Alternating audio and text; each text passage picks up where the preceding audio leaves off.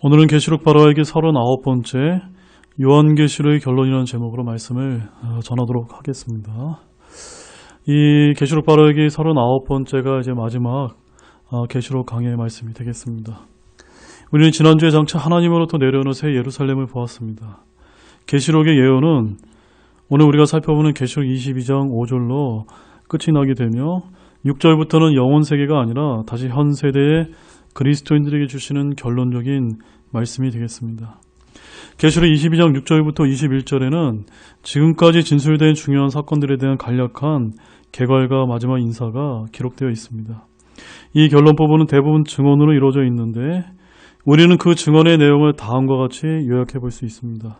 먼저 첫 번째는 본서에 기록된 예언의 신실성 및 긴박성에 대한 강조, 두 번째는 이 예언이 다른 사람에게 전달되어야 한다는 점, 세 번째는 하나님은 영원하신 분이라는 점, 네 번째는 의인과 악인에게는 각각 보상과 형벌이 반드시 있을 것이라는 점, 다섯 번째는 본서에 기록된 예언들은 조금도 가감이 되어서는 안 되고 그대로 전달되어야 한다는 점, 여섯 번째, 그리스도께서 속히 재림하실 것이라는 것이 강조되고 있습니다.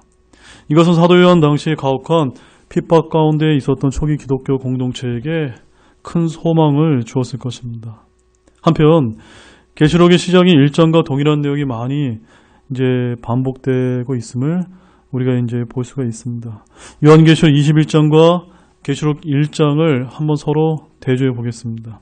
계시록 1장 1절에는 반드시 속히 일어나야 할 것들이라고 말씀하고 있고 요한계시록 22장 6절에는 반드시 속히 일어날 것들이라고 이렇게 표현하고 있습니다. 또한 계시록 1장 3절에는 이 대언의 말씀이, 계시록 22장 7절에는 대언의 말씀들, 계시록 1장 3절에는 때가 가깝기 때문이라고 되어 있고 계시록 22장 10절에서도 때가 가깝기 때문이라고 말씀합니다. 또한 계시록 1장 7절에서는 볼지어다 그분께서 구름들과 함께 오시나니라고 표현되어 있다면 계시록 22장 7절에서도 보라 내가 속히 오리니라고 되어 있고 계시록 22장 20절에도 내가 반드시 속히 오리라고 되어 있습니다.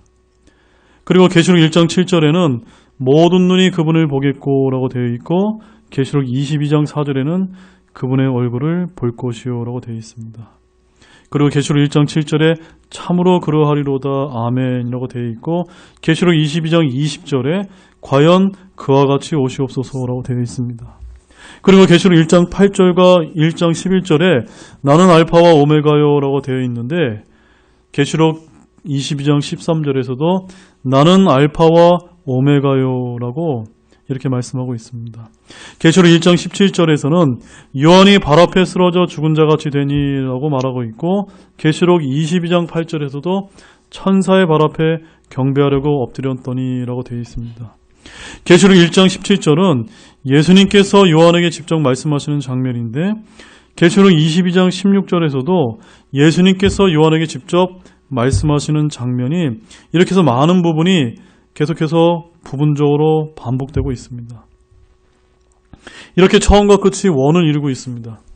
이것은 성경 전체도 마찬가지인데요. 창세기 1, 2장과 계시록 21장, 22장을 상호 대조해 보면 하나로 연결됨을 우리가 볼 수가 있습니다. 창세기 1장과 2장에서는 하늘과 땅의 창조가 나오고 있고 계시록 21장, 22장에서는 새하늘과 새 땅이 나오며 창세기에서는 아담이 세상을 다스리고 계시록 21장, 22장에서는 마지막 아담이 다스리는 등 계속 맞물려 가는 것을 우리가 성경을 통해서 알게 되어 있습니다. 그럼 이제 본문을 좀 보겠습니다. 6절을 보겠습니다. 또 그가 내게 이르기를 이 말씀들은 신실하고 참되도다. 주고 거룩한 대언자들의 하나님께서 자신의 종들에게 반드시 곧 이루실 것을 보이시려고 자신의 천사를 보내셨도다. 여기서 또 그가 내게 말하기를 이라고 되어 있는데요. 8절에 의하면 우리는 여기서 말하는 그가 천사임을 알 수가 있습니다. 천사는 요한에게 이렇게 말합니다. 이 말씀들은 신실하고 참되도다 라고 말입니다. 바로 성경책의 결론이요.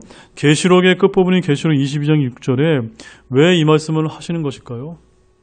그것은 계시록에 기록된 말씀들이 요한의 말이 아니라 신실하고 참되신 우리 주 예수 그리스도의 계시이기 때문입니다. 그래서 계시록 1장 1절 말씀에 예수 그리스도의 계시라. 이것은 하나님께서 반드시 곧 일어나야 할 것들을 자신의 종들에게 보여주시려고 그분께 주신 것이라. 그분께서 자신의 천사를 통해 자신의 종 요한에게 그것을 보내시고 표적으로 보여주시니라고 말씀하고 있습니다. 이렇게 주님의 말씀들은 신실하고 참됩니다. 주의 말씀들은 결코 땅에 떨어지지 않습니다. 주 하나님께서 앞으로 속히 일어날 일들, 반드시 곧 이루실 것들을 보이시려고 거룩한 대언자들, 즉 자신의 종들에게 자기 천사를 보내셨습니다. 이 구절에서 말씀과 천사의 관계를 한번 보십시오. 주님은 천사를 통해 자신의 말씀을 보내셨다는 것입니다. 이는 율법의 말씀을 보내실 때 그러했던 것 같습니다. 모세에게 율법을 전달해 준 이는 천사들이었습니다. 계시록의 말씀 역시도 주님께서 천사를 보내셔서 보여준 말씀입니다. 그런데 이 말씀은 반드시 속히 이루어질 것들이라고 해서 must shortly be done이라고 이렇게 말씀하고 있습니다. 예언 성취의 확실성을 보장해주는 말씀입니다. 특별히 속히 이루어질 것이란 1차적으로 환란 때의 일들을 말합니다. 7절을 보겠습니다. 보라, 내가 속히 오리니 이 책의 대언의 말씀들을 지키는 자는 복이 있도다 하더라. 여기서 내가 속히 오리라는 이 말씀은 본문에서 3번이나 강조됩니다. 성경의 같은 내용을 반복하시는 것은 중요하고도 중요하다는 표현입니다. 12절에 보라, 내가 속히 오리니라고 이렇게 하십니다. 그리고 20절에는 더 강조하셔서 내가 반드시 속히 오리라고 하십니다. 7절에는 예수님의 재림과 이 책의 대언의 말씀들을 지키는 자들에게 복이 있음을 말씀합니다. 말씀에 순종하며 주님의 오심을 사모하는 것은 더없이 복된 일입니다. 12절에는 재림의 목적이 각 사람이 행위에 따라 보상을 주시려는 것입니다. 보상받을 행위를 많이 한 사람은 상 주러 오시는 분을 간절히 기다릴 것이고 상받을 일을 하지 않는 사람은 그분을 기다리지 않을 것입니다. 20절은 이것들을 증언하신 이가 이르시되 내가 반드시 속히 오리라고 말씀하십니다. 주님께서 속히 오리라고 하셨는데 무려 2000년이 지났습니다.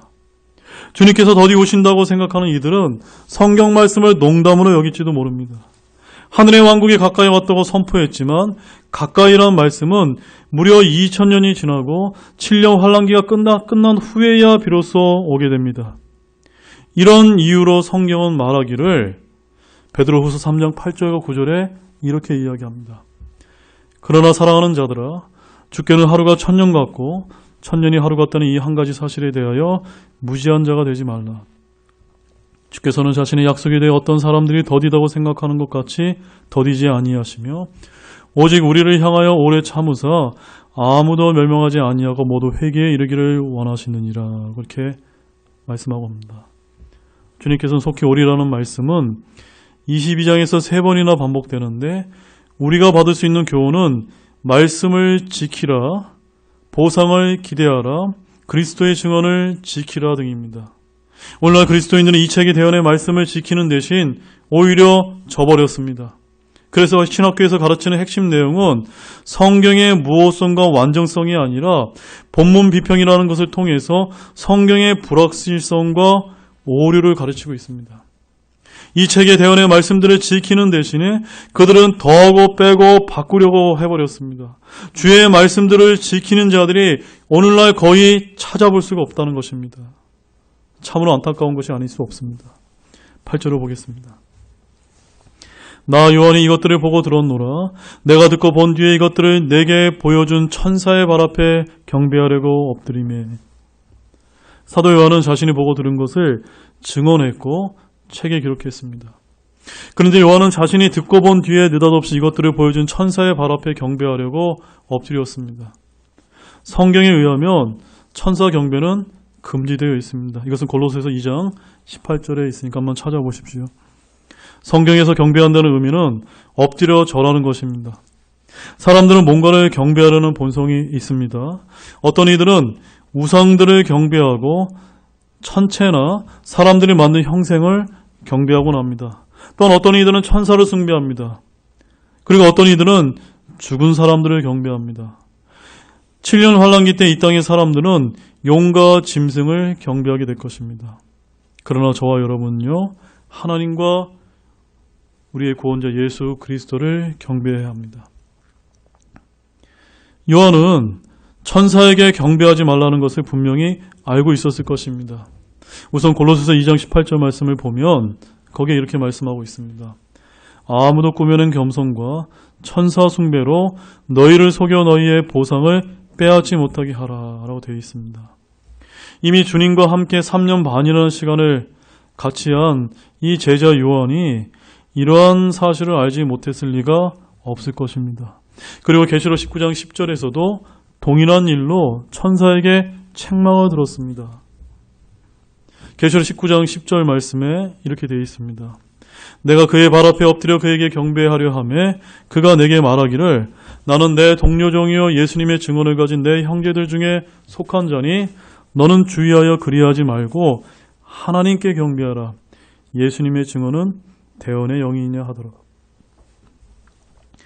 이미 한번 경고를 받았었습니다. 그러나 요한이 본 환상이 얼마나 장엄하고 두려움이 큰지 정신이 아득했을 것이며 황망 중에 다시 한번 천사에게 경배하라는 것을 보게 되는데 이것이 인간의 나약함이라고 보여집니다. 우리 역시도 경배의 대상을 잘 알아야 합니다. 오직 하나님 외에는 경배의 대상이 없습니다. 어느 날 우리 앞에 찬란하게 빛나는 옷을 입은 천사가 나타난다 해도 정신을 잃지 말아야 하며 변장한 마귀의 속임수에 넘어가 여러분의 보상을 빼앗기는 일이 없어야 될 것입니다. 가톨릭 신자들은 가끔 어디에 천사가 출현했다고 해서 그를 경배하려 구름대같이 모여들었다는 기사를 저희들이 심심치 않게 볼 수가 있습니다. 여기서 우리가 한 가지 생각해 볼 것은 요한이 2번씩이나 실수한 것을 왜 그대로 성경에 기록해 놓았냐는 것입니다. 자신이 보고 자기가 기록한 것인데 자신이 수치스러운 일을 있는 그대로 기록했다는 점입니다. 이것이야말로 성경의 진실성을 보여줍니다. 그리고 비록 사람들을 통하여 기록을 하지만 주관하시는 분은 하나님이란 사실입니다. 여러분이 알고 있는 대로 성경은 거룩하고 아름답고 듣기 좋은 말로만 기록된 것이 아닙니다. 오히려 불미스러운 일, 살인과 간음한 일들, 갖가지 낯뜨거운 일들이 있는 그대로 기록되어 있는 데서 이 말씀이 거짓 없는 하나님의 말씀이요 타락한 인간상을 그대로 보게 되는 것입니다. 성경의 위인들이라는 믿음의 조상 아브라함이나 믿음의 용사 다윗 등은 부끄러운 죄들이 얼마나 많았습니까? 이러한 것들이 성경의 진실성을 보여주고 있습니다. 여기서 요한은 천사의 발 앞에 경배하려고 엎드렸더니라고 말하고 있는데 보거나 듣거나 걷지 못하는 우상을 섬기는 것도 안 되지만 걷고 듣고 보고 말하는 것이나 지혜나 능력이 사람보다 훨씬 더 뛰어난 천사라 할지라도 경배의 대상이 아니며 경배해서도 안 됩니다. 사도 요한이 경배하려고 엎드리니까 천사가 뭐라고 말했습니까? 구절을 보십시오. 본문 구절입니다. 그때 그가 내게 이르기를 나는 내 동료종이요 대언자들이 내 형제들과 이 책의 말씀들을 지키는 자들 중에 속한 자니 너는 주의하여 그리하지 말고 하나님께 경배하라 하더라. 여기서 그라는 표현이 8절에 의하면 천사인데 9절에 그 천사에 대한 표현이 좀 특이하게 등장하고 있습니다. 나는 내 동료종이요 대언자들인 내 형제들과 이 책의 말씀들을 지키는 자들 중에 속한 자라는 진술이 천사에게 적합한가 하는 문제가 등장합니다. 그래서 어떤 목사님은 조심스럽게 이 천사를 다니엘로 추론하곤 합니다.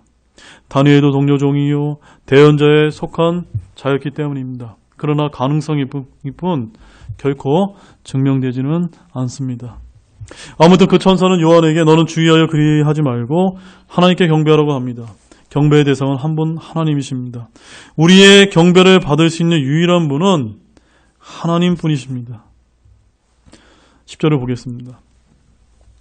또 그가 내게 이르되 이 책의 대언의 말씀들을 봉인하지 말라 때가 가까우니라. 다니엘서 12장 9절 말씀에 의하며 다니엘은 자신이 받은 환상과 계시를 봉인하는 명령을 받았던 적이 있습니다. 그것은 그때는 아직 때가 가깝지 않았기 때문입니다. 그런데 이제는 봉인하지 말라고 하셨습니다. 왜냐하면 지금은 끝이 가깝기 때문입니다. 이 책의 대언의 말씀들은 봉인된 책이 아니라 열린 책이요 우리가 읽고 듣고 지켜야 하는 책입니다. 주님께서 때가 가까우니라고 하십니다. 여기서 때란 주님께서 재림하시는 그 때를 말합니다. 올 한 해가 지나가며 1년이 간 것이 아니라 주님의 다시 오심이 1년 더 가까이 다가온 것입니다. 때는 점점 가까이 오고 있습니다. 11절을 보겠습니다. 불의한 자는 그대로 불의하게 두고 더러운 자는 그대로 더럽게 두며 의로운 자는 그대로 의롭게 두고 거룩한 자는 그대로 거룩하게 둘지니라. 여기서 그대로라고 하는 것은 영어로 킹제임스 성경에 stay라는 꼭 되어 있는데요. 이 그대로라는 말이 4번이나 반복되고 있습니다.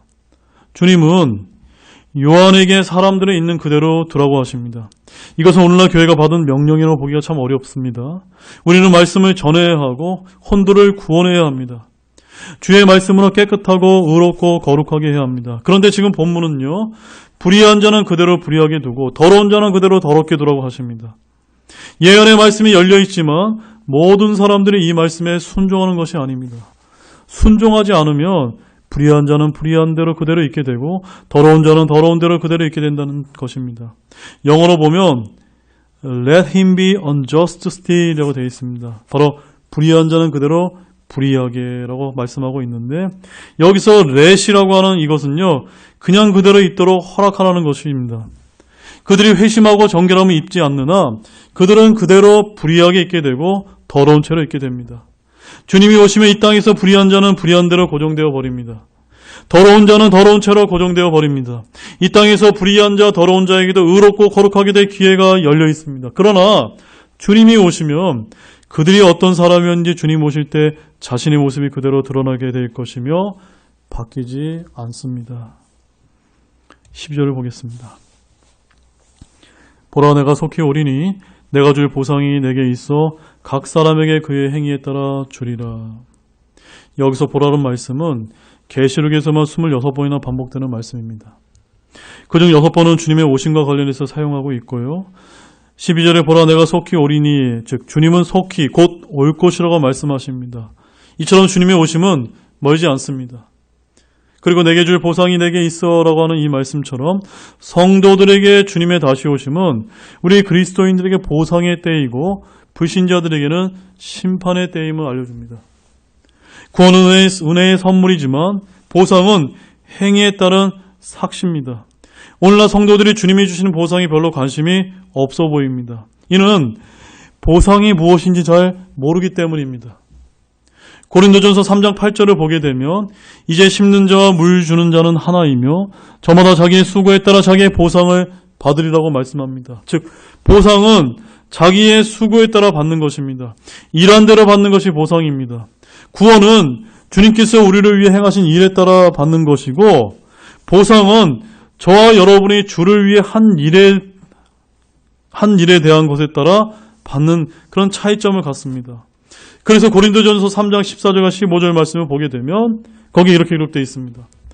어떤 사람이 그 기초 위에 세운 일이 남아있으면 그는 보상을 받고 어떤 사람의 일이 불타면 그는 보상의 손실을 당하리라.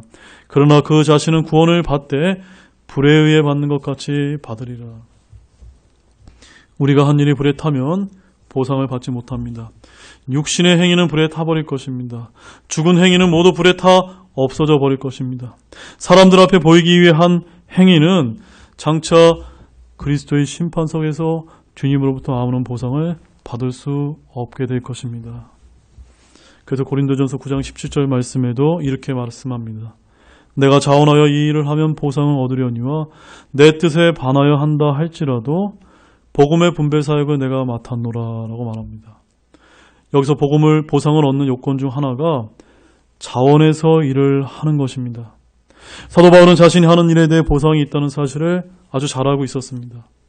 모세도 그리스도의 치욕을 이집트의 보화보다 더 큰 재물로 여겼는데 이는 주님께서 보상으로 보답해 주시는 일에 관심을 두었기 때문이라고 히브리서 11장 26절에서 말씀하고 있고 우리는 부르심의 상을 받기 위해 모든 일에 절제하고 달려야 합니다. 우리는 하나님의 보상해 주시는 분이심을 믿어야 된다라고 히브리서 11장 6절에서 말씀하고 있습니다. 그리고 골로새 3장 24절 말씀 보십시오. 너희가 상속유업의 보상을 주에게서 받은 줄 아나니 너희는 주 그리스도를 섬기느니라고 말씀합니다. 이처럼 그리스도를 섬기는 자는 보상을 주에게서 받을 줄을 압니다. 보상은 은혜의 선물이 아니라 섬기는 자에게 주시는 삭시입니다. 그럼 계시록 본문 한번 보십시오. 본문 계시록 22장 12절 말씀입니다. 보라, 내가 속히 오리니 내가 줄 보상이 내게 있어 각 사람에게 그의 행위에 따라 주리라 라고 되어 있습니다. 주님께서 여러분 각 사람에게 줄 보상이 있는데 각 사람의 행위에 따라 주신다라고 말씀합니다. 구원받은 성도들이 주를 위해 일한 모든 수고와 섬김과 행위와 고난 등은 충분한 보상으로 주어질 것입니다. 보상 중에 가장 많이 강조한 것이라면 주님과 함께 통치하는 것입니다. 이제 13절 말씀을 보십시오. 나는 알파와 오메가요 시작과 끝이요 처음과 마지막이라. 여기서 주님께서는 나는 알파와 오메가요라고 계시록에서 총 4번에 걸쳐 나오는 주님의 자기 계시의 말씀입니다. 여기서 알파와 오메가라고 하는 것은 이 그리스어의 첫 글자와 마지막 글자인데요. 이 뜻은 시작과 끝이요 처음과 마지막이라는 의미입니다. 이 말씀은 주님이 모든 것이요 모든 것 안에서 모든 것이 되신다는 말씀입니다. 주 예수 그리스도께서 시작이시고 그분이 끝입니다. 그분보다 먼저이거나 앞선 것은 없습니다. 그분 뒤에 있는 것은 결론이 없습니다. 모든 시작과 끝, 처음과 마지막이 바로 주 예수 그리스도이시라는 그런 말씀입니다. 14절을 보겠습니다. 그분의 명령들을 행하는 자들은 복이 있나니 이것은 그들이 생명담에 이르는 권리를 소유하게 하며 그 문들을 지나 그 도시로 들어가게 하려 함이로다. 생명담에 이르는 권리를 소유하려면 그분의 명령들을 행하는 자들이 되어야 합니다. 새 예루살렘에 있는 12개의 문이 있는데 이 문들을 통과해 그 도시로 들어가려면 그분의 명령들을 행해야 합니다. 7년 환란기 때 성도들에게 요구되는 것이 그분의 명령들을 행하는 것입니다. 믿음이 있다고 하면서 행위가 없다면 그는 생명담에 이르는 권리를 소유하지 못하게 됩니다. 행위가 없는 믿음은 그 자체만으로도 죽은 것입니다. 7년 환란기 때나 천년왕국에서 사람들은 그분의 명령들을 지키고 행하는 자들이 되어야 합니다. 그런데 신약 성도들은 결코 생명나무를 필요로 하지 않습니다. 우리 신약 성도들은 문들을 지나 그 도시로 들어가는 것이 아니라 그 도시 안에 살고 있는 사람들이 될 것입니다. 구원받은 민족들, 여기서 땅에 있는 사람들은 천년왕국에서나 영원 세계에서도 철저히 주의 입에서 나오는 법을 따라야 살아야만 합니다. 15절을 보겠습니다. 개들과 마법사들과 음행을 일삼는 자들과 살인자들과 우상 숭배자들과 거짓말을 좋아하며 지어내는 자는 누구든지 밖에 있느니라. 성경에 따르면 개들은 부정한 짐승이요 잔인하고 탐욕스러운 동물입니다. 그래서 빌립보서 3장 2절 말씀에 성경은 개들을 조심하라고 말했는데요. 이들은 믿지 않는 할례파 유대인들을 일컫는 말입니다.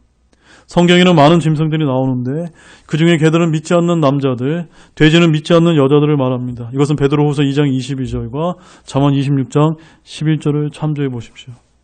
주님께서는 바리새인들과 사두개인들을 비롯한 믿지 않는 유대인들을 뱀들과 독사들이라고 말씀하셨고 거짓 대언자와 거짓 교사들을 양떼를 해치는 이리들이라고 말씀하셨습니다. 주의 말씀을 가지고 일하는 사역자들을 일하는 소들이라고 하셨습니다. 개들과 마법사들과 음행을 일삼는 자들과 우상 숭배자들과 거짓말을 좋아하며 지어내는 자는 누구든지 밖에 있다고 말씀합니다. 안으로 들어올 수 없는 것입니다. 땅에 이런 자들이 있다면 그들에게는 신속하게 심판이 집행되어 바깥 어둠 속에 던져질 것입니다. 본문에서 밖에 있느니라는 이 말씀은 성경에 여러 번 나오는 말씀입니다. 누가복음 13장 25절을 보십시오. 집주인이 한번 일어나 문을 닫으면 너희가 밖에 서서 문을 두드리기 시작하며 이르기를 주여 주여 우리에게 열어주소서 하여도 그가 너희에게 응답하여 이르되 나는 너희가 어디에서 왔는지 알지 못하노라 하리라. 여기서 밖은 집 밖인데 이들은 구원받지 못한 자들입니다. 밖에 있다는 말의 1차적인 의미는 구원받지 못한 자들입니다. 구약에서는 이방인들을 이스라엘 밖에 있는 자들, 율법 밖에 있는 자들이라고 불렀습니다. 그래서 에베소서 2장 12절 말씀을 보시면 그때 너희는 그리스도 밖에 있었고 이스라엘 연방 국가 밖에 있던 외인들이며 약속의 언약들에서 분리된 낯선 자여 세상에서 소망도 없고 하나님 밖에 있던 자들이었으나 라고 말씀합니다. 유대인들은 이방인들을 개들이라고 불렸지만 주 예수 그리스도를 믿지 않는 유대인들은 모두 문 밖에 있게 될 것입니다. 그리스도인들이 밖에 있는 자들이라고 할 때는 세상 사람들을 말하는데 그리스도 밖에 있는 자들이란 말입니다. 우리 그리스도인들은 그리스도 안에 있는 자들이고 불신자들은 그리스도 밖에 있는 자들입니다. 자, 몇 구절을 한번 보겠습니다. 고린도서 4장 5절 말씀에 밖에 있는 자들을 향해서는 시간을 되찾으며 지혜롭게 걸으라 라고 되어 있는데요. 여기서 밖에 있는 자들이라는 의미는요, 예수 그리스도를 기준으로 하고 있습니다. 그래서 데살로니가전서 4장 12절 말씀에 보면 이것은 너희가 밖에 있는 자들을 향해 정직하게 걷게 하려 하며 또 너희에게 어떤 것도 부족하지 아니하게 하려 함이라. 바로 그리스도인들은 밖에 있는 자들을 향해 정직하게 걸어야 되며 좋은 평판을 받아야만 된다는 말씀입니다. 하늘의 왕국이, 바로 천년 왕국이 이 땅에 세워진 후부터는 우리는 안에 있게 되고 개들과 마법사들과 우상 숭배자들과 거짓말을 내는 자들은 밖에 있게 됩니다. 자, 계시록 21장 27절을 보십시오. 더럽게 하는 것은 어떤 것이든 결코 그곳으로 들어가지 못하며 또 무엇이든지 가증한 것을 이루게 하거나 거짓말을 지어내는 것도 들어가지 못하되 오직 어린 양의 생명책에 기록된 자들만 들어가리라. 새 예루살렘에는 밤이었고 문이 언제나 열려 있지만 이들은 결코 들어가지 못하게 됩니다. 16절을 보십시오. 나 예수는 내 천사를 보내어 교회들 안에서 이것들을 너희에게 증언하게 하였노라. 나는 다윗의 뿌리요 후손이요 빛나는 새벽별이라 하시더라. 여기서 나 예수는, 영어로는 I 지저스는 주님께서 이 땅에 육신을 입고 오실 때 받은 이름으로 자신을 부르시는 것입니다. 예수님께서는 자신의 천사를 보내어 교회들 안에서 이것들을 증언했습니다. 예수 그리스도의 계시는 천사들을 통해 요한에게 계시되었고 그것들을 기록해서 각 교회들에 보냈습니다. 우리는 주님께서 증언하게 하신 예수 그리스도의 계시를 지금 듣고 보고 읽고 믿습니다. 이 말씀들은 참되고 신실하기 때문입니다. 그래서 나는 다윗의 뿌리요 후손이요 빛나는 새벽별이다. 즉 예수님은 다윈의 자손이라 불리시는데 이는 그분의 육신에 관한 것입니다. 그리고 로마서 1장 3절을 보면 자신의 아들 예수 그리스도 우리 주에 관한 것이라 그분께서는 육체로는 다윗의 씨에서 나셨고 라고 되어 있습니다. 자신의 아들 예수 그리스도는 육체로는 다윗의 씨에서 나셨습니다. 다윗은 이분을 주라고 불렀습니다. 마가복음 12장 35절과 37절 말씀에 이러한 것들이 아주 잘 기록되어 있습니다. 그리고 주님께서는 성경을 가지고 그리스도이신 다윗의 자손에 대해서 말씀을 풀어서 설명을 해주셨습니다. 그래서 당시 서기관들은 누구나 그리스도는 다윗의 자손이라고 말했습니다.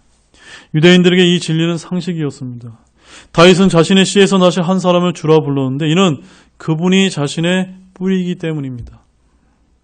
예수님은 아브라함의 자손이요 다윗의 자손이십니다. 다윗의 아들들이 수백 수천이 넘지만 성경이 말하는 다윗의 자손은 예수 그리스도 한 분밖에 없습니다. 유대인들이 이분은 다윗의 자손이 아니시냐라고 마태복음 12장 32절에서 말할 때 다윗의 자손이라는 뜻은 다윗이 주라 부른 그분을 말합니다.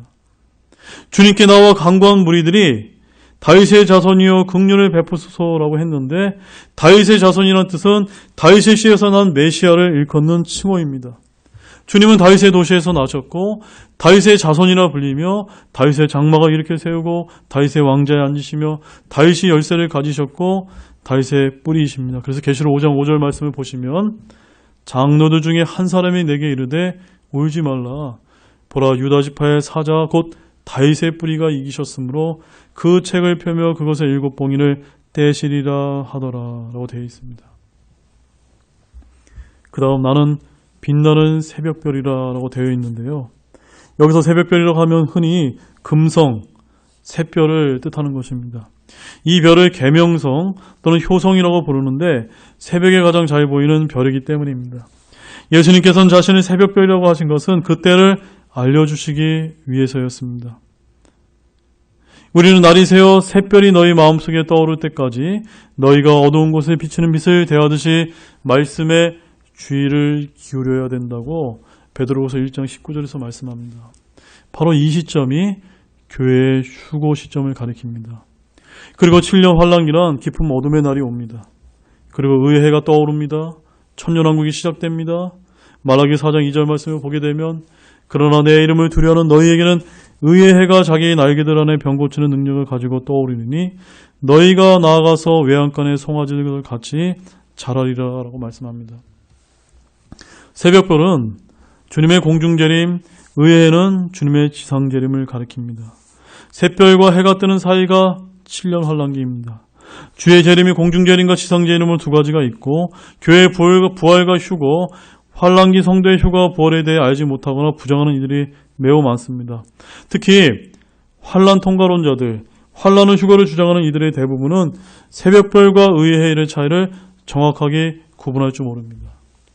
본문 17절을 보겠습니다. 성령과 신부가 말씀하기를 오라 하시는도다. 듣는 자도 오라 할 것이요 목마른 자도 올 것이요 또 누구든지 원하는 자는 값없이 생명수를 취하라. 성령과 신부는 이 시대 복음 전파의 주체입니다. 성령께서 예수 그리스도를 증언하시는데 교회를 사용하십니다. 교회는 예수 그리스도를 선포하고 가르치는 일을 합니다. 성령과 신부는 세상을 향해 오라고 하십니다. 우리 주님께서는 다 내게로 오라고 하셨듯이 우리는 주님과 동일한 목소리를 냅니다. 오라! 우리 주님은 구원으로 초대하십니다. 주님이 오라고 부르는 대상은 목마른 자, 또 누구든지 원하는 자입니다.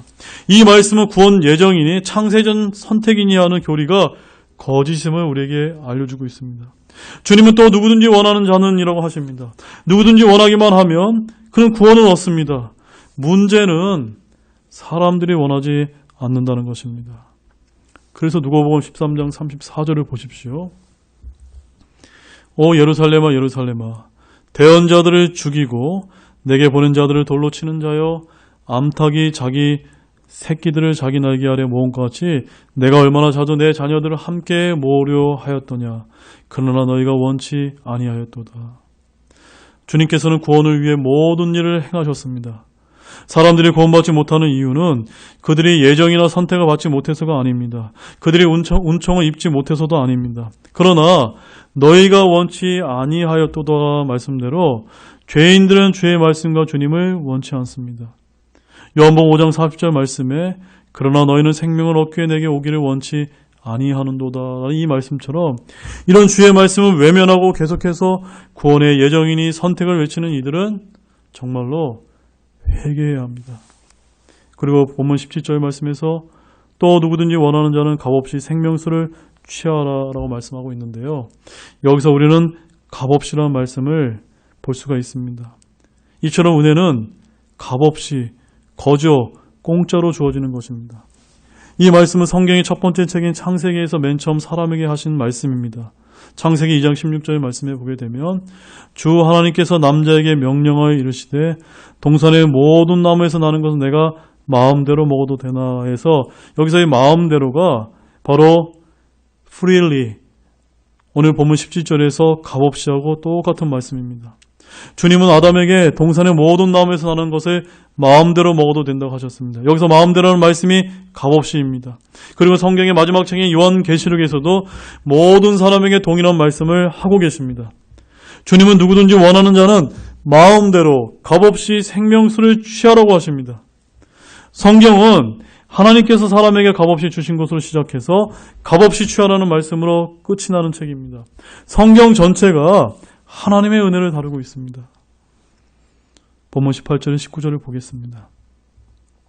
내가 이 책의 대언의 말씀들을 듣는 모든 사람에게 증언하노니 만일 어떤 사람이 이것들에다 더하면 하나님께서 이 책에 기록된 재앙들을 그에게 더하실 것이요 만일 어떤 사람이 이 대언의 책의 말씀들에서 빼면 하나님께서 생명책과 거룩한 도시와 이 책에 기록된 것들로부터 그의 부분을 빼시리라.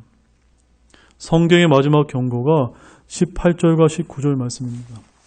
주님께서 아담에게서 선악을 알게 하는 나무에서 나는 것을 먹지 말라는 금지 명령을 주시고 경고하셨듯이 동일하게 이 책의 대언의 말씀을 듣는 모든 사람에게 성경 말씀에 더하지도 말고 빼지 말라는 엄중한 경고를 주셨습니다.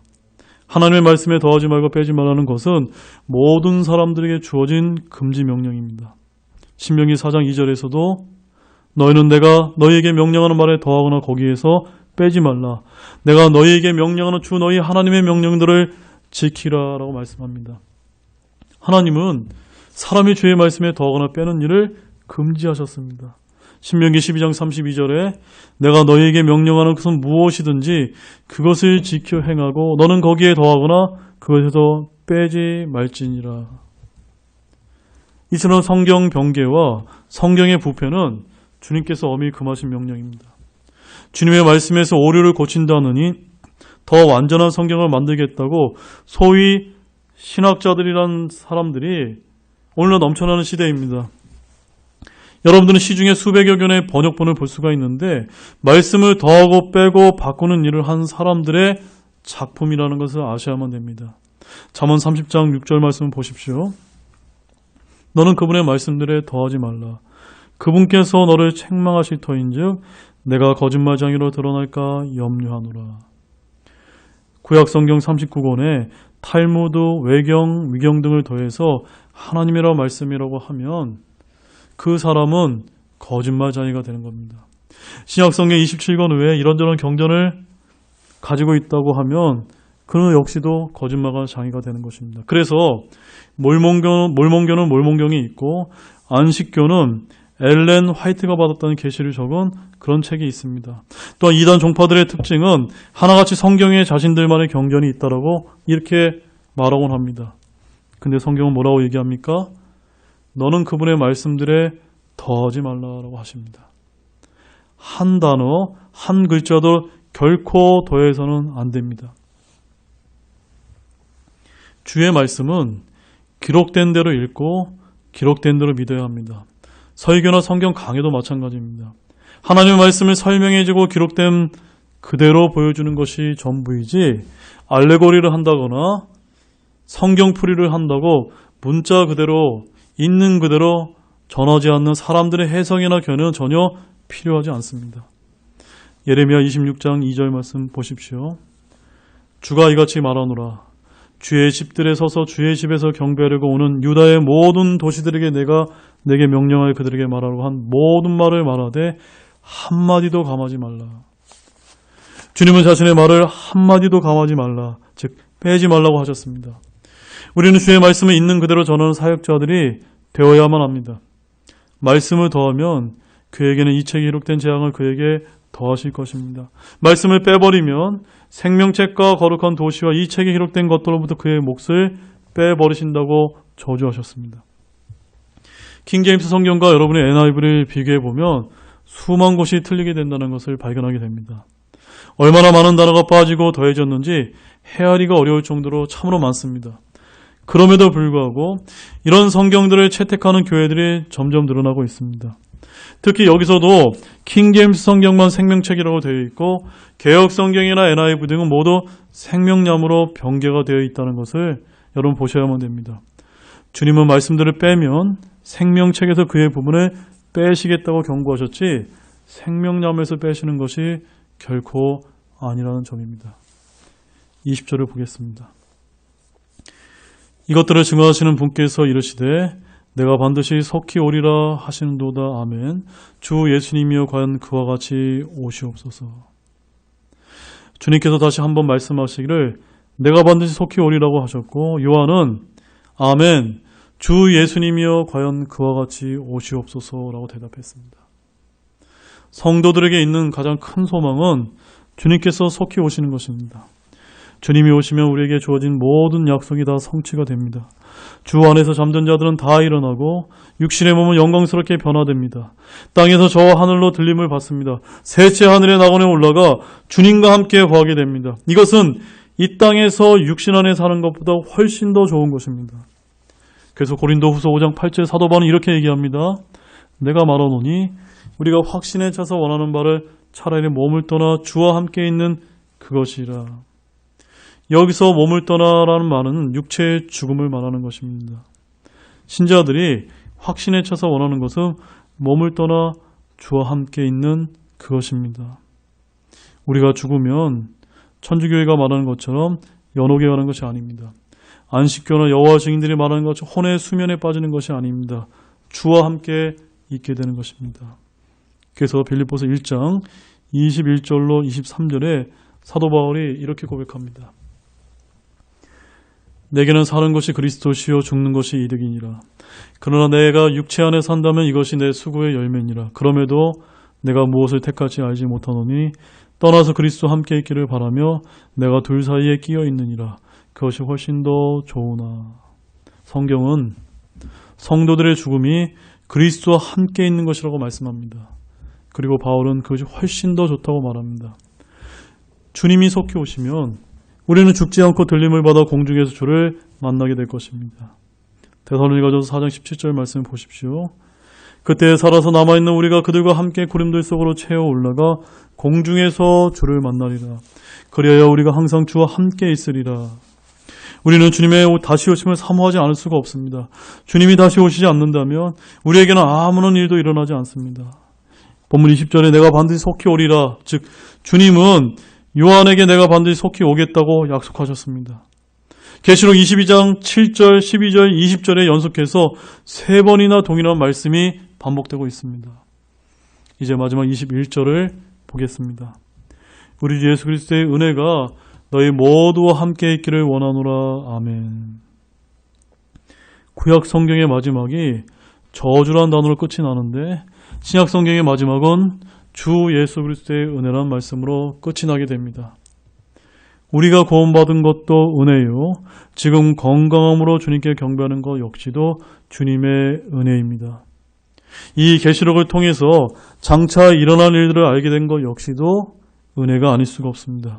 이 은혜가 항상 우리와 함께 할 때 저와 여러분은 승리한 그리스도인이 될 수가 있는 것입니다. 결론적으로 예수 그리스도의 은혜가 우리 모두에 있기를 원한다는 성경 말씀이 모두 아멘으로 화답하시기 바랍니다. 이것으로 요한계시록 바로 알기 시리즈를 모두 마치겠습니다.